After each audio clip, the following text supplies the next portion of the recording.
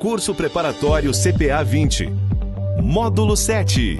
Mensuração e Gestão de Performance e Riscos. Aula 4. Risco vezes retorno. Olá! Chegamos à última aula do seu curso. Vamos saber tudo sobre a relação riscos e retornos que deve ser observada na gestão dos fundos. Aqui se vale sempre o princípio da dominância, que afirma que os investidores desejam sempre retornos maiores e riscos menores. Mas como comparar diferentes cenários? Vamos exemplificar. O primeiro exemplo mostra que o fundo A tem retorno de 22% e um risco de 3%. Já o fundo B possui o mesmo retorno, mas risco de 5%. Neste caso, como os dois fundos oferecem o mesmo retorno para o investidor, a melhor opção é aquele fundo que terá menor risco, nesse caso, o fundo A. O segundo exemplo mostra o fundo A com retorno de 18% e risco de 3%. E o fundo B tem 22% de retorno e o mesmo risco de 3%. Aqui, mais uma vez, o princípio da dominância se vale e, por conta do maior retorno, a opção B é a melhor para o investidor. Para finalizar, outro exemplo. Aqui o fundo A possui menor retorno e maior risco, fazendo com que o fundo B, obviamente, seja a melhor opção. E quando o fundo que apresenta maior retorno também apresentar um maior risco? Aqui entra o índice de Sharpe, que calcula a rentabilidade de um ativo considerando seu risco e seu retorno. É o caso deste exemplo. O fundo A possui 23% de retorno e 5% de risco, contra 20% de retorno e 3% de risco do fundo B. Em uma situação como essa, precisamos calcular o índice de Sharpe. Ele possui uma equação própria para medir o quanto de prêmio é recebido por risco assumido. Vamos à fórmula. O índice é calculado pelo total da rentabilidade esperada de um investimento com risco maior que zero menos a rentabilidade de um investimento sem risco. O resultado dessa conta é dividido pela volatilidade ou desvio padrão do investimento. Agora vamos ao nosso exemplo utilizando uma taxa livre de risco de 13%. O fundo A tem 23% de retorno, menos 13% da taxa, totalizando 10%. Esse valor, dividido pelo 5% de risco, resulta em um índice de Sharpe de 2%. Já no fundo B, com 20% de retorno, diminuído pelos mesmos 13% de taxa, totaliza 7%. Dividido pelos 3% de risco, o índice de Sharpe fica em 2,33%.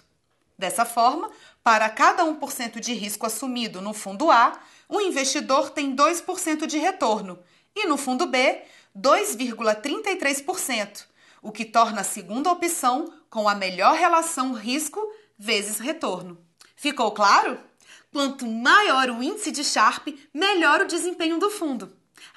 Existe também o índice de Sharpe modificado, que se diferencia por considerar o benchmark do fundo ao invés da taxa livre de risco. Mas a fórmula é a mesma. Outro indicador muito utilizado é o índice de Treynor, medida similar ao índice de Sharpe, mas que ao invés de usar como medida de risco o desvio padrão ou o semidesvio, usa o coeficiente beta. Para rememorar, trago as 3 fórmulas novamente, com suas respectivas diferenças. Agora que você já sabe tudo sobre os índices, vamos falar da relação prazos, riscos e retornos. Ela sempre será proporcional. No caso, investimentos com prazos mais elevados tendem a oferecer maior risco e também maior retorno. Porém, em alguns casos, o vencimento do título não é suficiente para definir qual a melhor opção de investimento. A tabela a seguir mostra isso.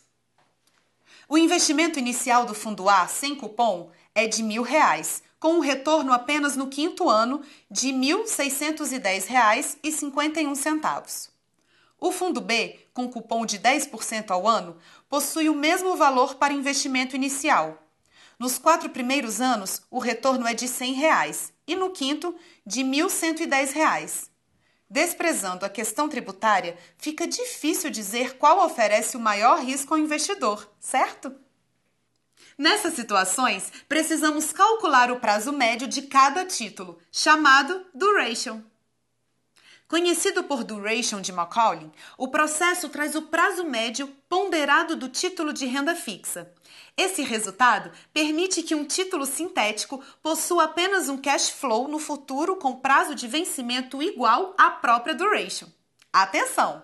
Em geral, quanto maior a duration, mais cairá o preço do título se a taxa de juros aumentar. Vou te explicar rapidamente como se calcula a duration de um título. O cálculo não será cobrado na sua prova, apenas o conceito. Fique tranquilo. Vamos considerar um título com prazo de 6 anos, preço de R$1.000 e cupom anual de 10%. A primeira coluna mostra o tempo identificado também por N. A segunda exibe o fluxo, chamado VF. A terceira traz o VP, ou valor presente. A quarta traz o VR e a última apresenta a multiplicação entre o tempo e o VR. O somatório desta coluna é o duration deste título. No caso, considerando esses números, o valor é de 4,788 anos. Uma dica sobre duration.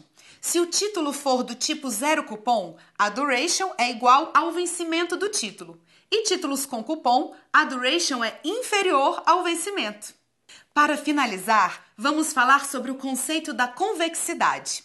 Vale ressaltar que o duration não possibilita a estimativa exata, pois não modela precisamente a curvatura existente entre a variação percentual do valor da carteira e a variação das taxas de juros do mercado. Então, quanto maior a convexidade de um título, menor será seu feito de mudanças em seu preço decorrente de variações de taxa de juros e vice-versa. É isso aí, pessoal! Chegamos ao fim do nosso curso. Recomendo a todos revisitarem as apostilas, ler os resumos e, é claro, responder as listas de exercícios. Praticar! Esperamos que este conteúdo permita que você faça uma excelente prova. Boa sorte! Antes disso, assista o resumo do módulo 7 com o nosso especialista. Fala, Edgar!